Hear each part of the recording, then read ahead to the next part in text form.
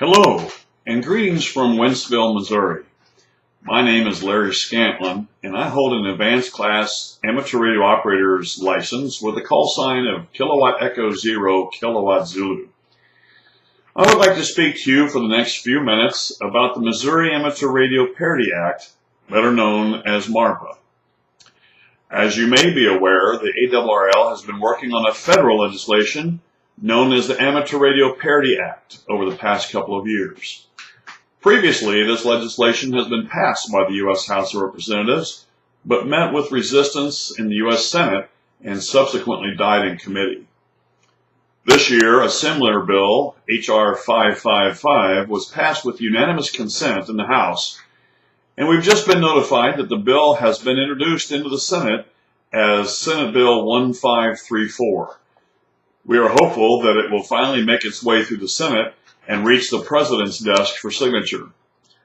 That being said, it is still incumbent upon the individual states to ratify their own version of this legislation to ensure that individual amateurs have the backing of a state statute to secure their right to place antennas outside their personal property in HOA communities.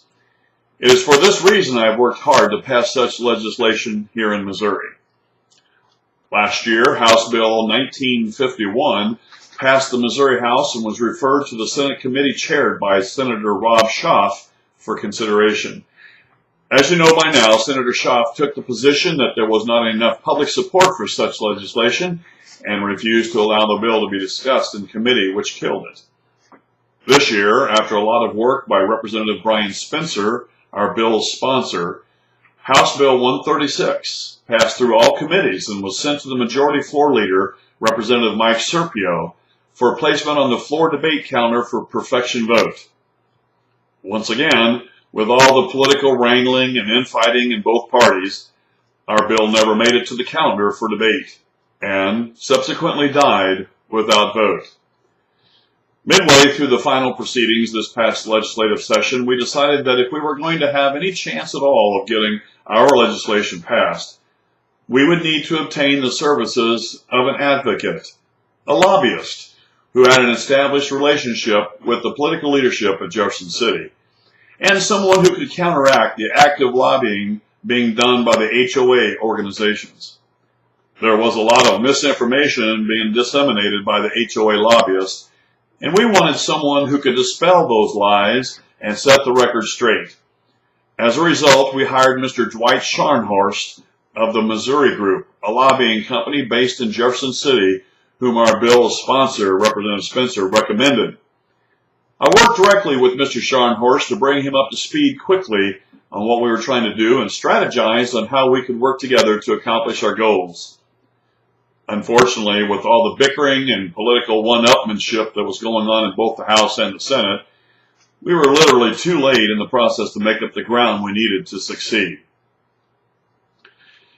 I have given considerable thought and discussed with many hands across the state as to whether we should keep up the fight.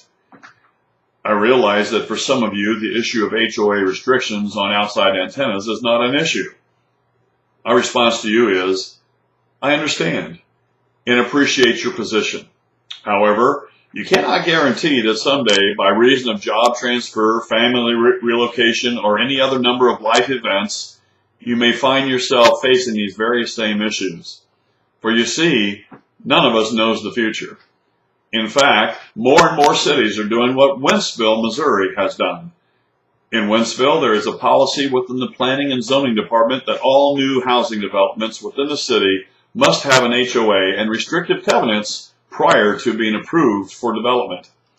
In other words, the city is now mandating HOAs. There used to be a time when a ham radio operator could choose not to buy in an HOA community and simply buy across the street where there was no HOA. That is simply not the case today. And there isn't just this happening in major metropolitan areas either. This is happening all across the state. While we would like to believe that this doesn't mean all HOAs have covenants which prohibit outside antennas, most newly formed HOAs are using cookie-cutter versions of covenants which do prohibit them, and trying to get that provision removed or modified is in most cases more difficult than what we're trying to do in the state legislature. The bottom line is that though you personally may not be affected by HOA restrictions, we all need to join hands with our ham friends who are and stand in unison against this infringement. Please consider the new ham who obtained his or her license but lived in such a restriction community prior to getting their license. Should they have to sell their home and now move because they are a ham? There are many other examples like this that give validation to our cause. I believe that we are at a crossroads as amateurs. We can pretend that things will go on as they have always gone on and will always have the right to operate, or we will see that we have come to the precipice of a cliff that, if not addressed and stood against, will find our rights severely undermined. I can tell you that as I watched a number of House floor debates on legislation this past session, there is a growing push by wireless companies, data companies, and other communication agencies to seek control of frequency spectrum, which has up till now been under the control and the use of the amateur radio service. These companies and organizations have strong lobby influence and deep coffers. If we don't make a stand here on this issue, we are sending the signal that we don't really believe what we do and what we stand for is significant, and the fight ahead will be over before it begins. It is for this reason that I have recently begun to believe that if we are to simply maintain the rights we currently have, we must organize and unite together, not just for the purpose of this legislation, but to protect and grow the hobby. In my 35 plus years of being a licensed ham, I have been involved in several local club groups. It has been my observation that while these clubs have a noble cause, they tend to be quite introspective and self-serving. Even the national club, known as the ARRL, has become primarily a publishing house. Therefore, I am proposing that we create a state-level organization whose purpose is to advocate, educate, and promote the amateur radio hobby. If we are to survive and enlist new members, we must do a better job of educating the public about amateur radio. As I've met with public leaders and average citizens around the state over the past couple of years, I've discovered an almost absent knowledge of ham radio. It is no surprise then that we meet with little support in the political realm. I have participated in STEM night events in the public schools by providing a ham radio demonstration table. The school leadership was very supportive, and those young students and their parents who observed the demonstration reacted very positively. We need to work together to promote the hobby so that its image and future is secure. We need to call on the media outlets to engage in telling our story and demonstrating the value of ham radio. This is why I believe we need to form an ongoing agency to help us do just that. We could call it Missouri Amateur Radio Advocacy, or MARA. I have laid the groundwork for such an organization over the past couple of years, fighting for the MARPA legislation. I cannot, however, continue this fight without your help. While I appreciate all the support I've received by many of you in the form of emails, calls, and appearances at committee hearings, I need some of you to step up and join me in a leadership level. We will need to continue our relationship with the lobbyists in a more significant role to ensure that we counteract the negative input from the HOA lobbyists. The cost of this relationship is significant, almost and around about $21,000 annually. There will be other costs as well. Initially, I see our financial need to be around $30,000 annually. I cannot and will not take on this cost on my own. There are approximately 15,000 licensed hams in the state of Missouri.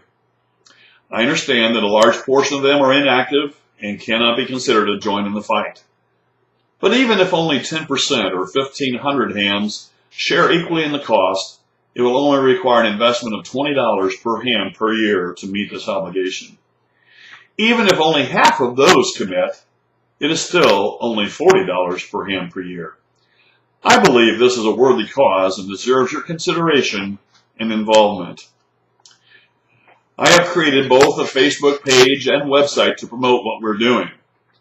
If you would be willing to contribute and join others who have already done so, please use the donate button on our website at www.marpa.us, or you can visit our GoFundMe account at www.gofundme.com and search for Missouri Amateur Radio Parity Act. We collected enough during our first effort to offset the cost of the lobbyist initially, $1,200, and the cost of our website and its hosting. I know that each of you is busy with family, job, church, friends, and other activities. If you would be willing to join me in this effort to ensure that ham radio here in Missouri is protected and promoted, please email me at scanco, that's SCANCO, @charter.net. Or you can call me at 636-699-2614. I would be happy to speak with you about this. If you would like to know more about my experiences with the HOAs and how I successfully got Wentzville, Missouri to change their city ordinances to benefit ham radio operators, please visit our website again at www.marpa.us, click on the Files tab, and watch the interview I did with Gary Pierce, KN4AQ, at Ham Radio Now, and that was done on February the 2nd, 2016. Thank you for this opportunity to share my passion about ham radio and the future ahead. I wish you the very best. I look forward to hearing from you 73, and God bless you.